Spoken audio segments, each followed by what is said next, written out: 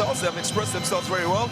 Gor Mahia versus AFC Leopards is the fixture that is coming to you live on Azam Sport from the Mahia International. Bandari in the Kenyan Premier League was a couple of years back in the 2018-2019 season, in which they were second and they were still placed behind this Gor Mahia side. There have been 6 draws altogether.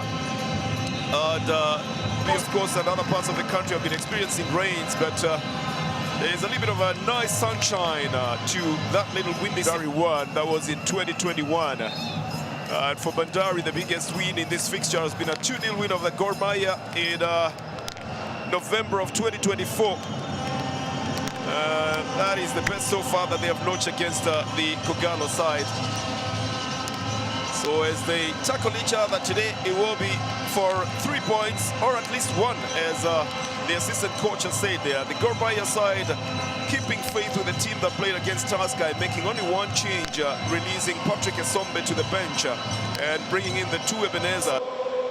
That decision has already been made on how they are going to start the game. So in goal for Bandari is Alain Geleka, who kept a clean sheet. People are watching at the Mahia International Sports Center, Kasarani. A man who played for Wolfsburg in Germany, Black Stars, and who was also well in goal. Gor Mahia beating their time to try and find the best opportunity to use, and a long ball down on the right side picked up by Ebenezer Adukwao.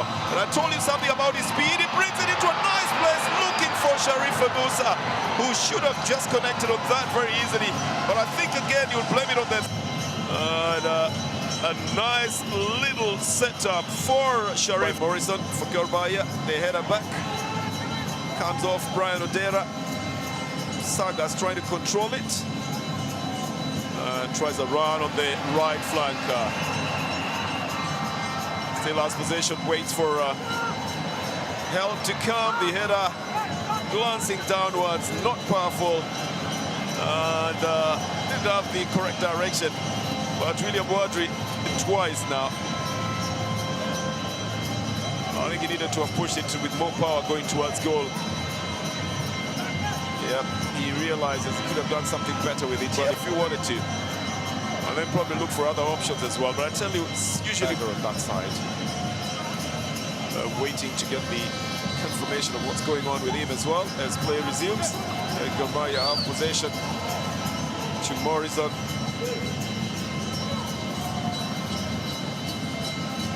Oh, they're playing in those small boxes in the midfield, I think, trying to entice the defenders of Gor Mahia to come out. The defenders of Bandari to come out of their area.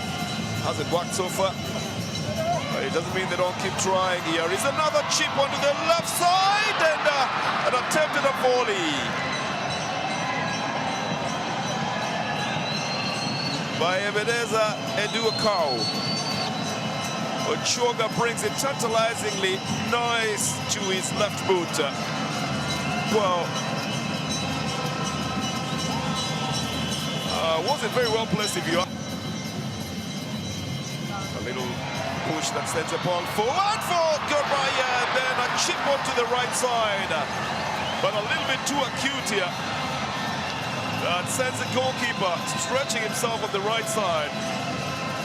And it has a problem previously, and I think that was treated. This is that run again on the shorter, and it just wasn't on target from Duang. Could have opted for the near side if he wanted. Geleka seems to have a little bit of a problem on the right shoulder. I think that's why he went down earlier on. So they would prefer then to have an out-and-out striker in Franco here, running up at the front. Gor Mahia with Duang controlling the ball, but controlling it only for the opponents. Oh, it's a big tussle here, and I can tell you it's a little bit slippery on the field as well. And so any sudden stops cannot guarantee you a continuation in the same direction you are going. Just pushed forward by Alfred Onyango, and then another turn by Duang. Goes for a shot, a little bit selfishly as well on the left foot. It doesn't go towards target, goes off target.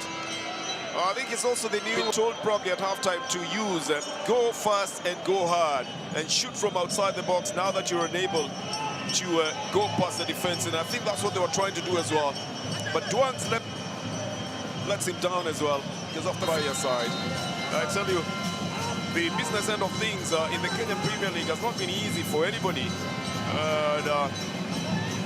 There's no small or big club, as we have seen even from the results of today. Mahia again on the prowl. The cross is a long one. The connection just doesn't work well for Ebenezer Sifua, but he was right there, right on time as well, and he thought he had the right touch. But then again, his foot going in the direction he intended it to go. A very good cross here, very well advanced here. And yes, of course, he puts on his left boot onto it, but the ball goes in the opposite direction. Well, it just goes the other side too. Urgency in their play, unlike in the first half of the game, in which they all look to be dilly-dallying with the ball and just pushing it in the midfield. Now they're looking more progressively, playing more forward. And that is forcing the Bandari side to adopt a similar approach. Oh, well, a big mistake here from the defense as a lone striker goes up on the front. And Gad Matthews was transfixed in one spot there, but the ball goes off target. I think at that moment, Gad Matthews had already decided he was not going to make any move on it. And it's the same man who was come in as a substitute, Franco Mahia on the right. In this second half especially. Doan looking for support. Gets it in the midfield. This is Lawrence Juma and Morrison. Looks like a change of player bit here on the Mahia side. Here is Sharif. He's latched onto it. Got in the better of his marker. Hasn't gone for a shot. He's setting it up on the other side. Not yet taken. Here comes the shot, not well taken. And lobbed over because of the field of play.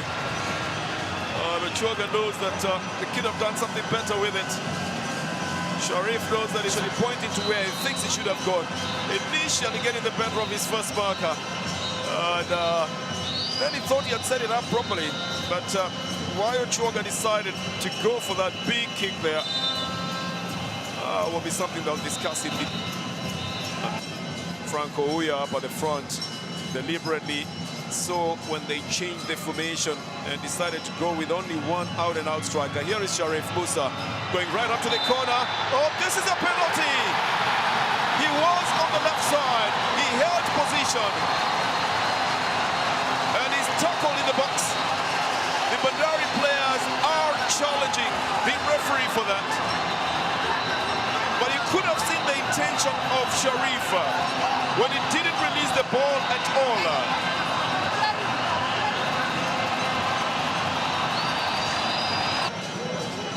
Well, you be the judge of this one.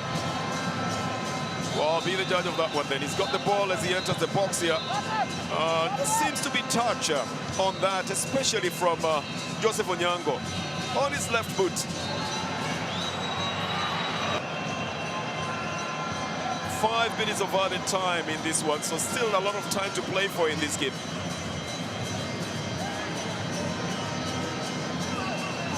That's the man who could have had the touch that has brought a little bit of controversy in the game. Here at the Moi International Sports Center, Kasarani, by Amzan Dayu. And the referee has stopped the game. And unfortunately, I'll not be able to tell you why, because the clock is still on. It's 5 minutes of added time. We are in the 92nd minute. And Mr. Fanuel Omire brings the game to the close for the Bandari side. It will be a relief that they did not concede a goal in Nairobi. Galeka was, of course, the man who put them back in the game. For the Mahia side, of course, they will know that they put all their energies into trying to get that goal. It just didn't work out. And for the other technical details, I will not be able to explain to you why the game ended at that time that it did. But from the Moi International Sports Center in Kasarani, Mahia 0, Bandari 0 at full time.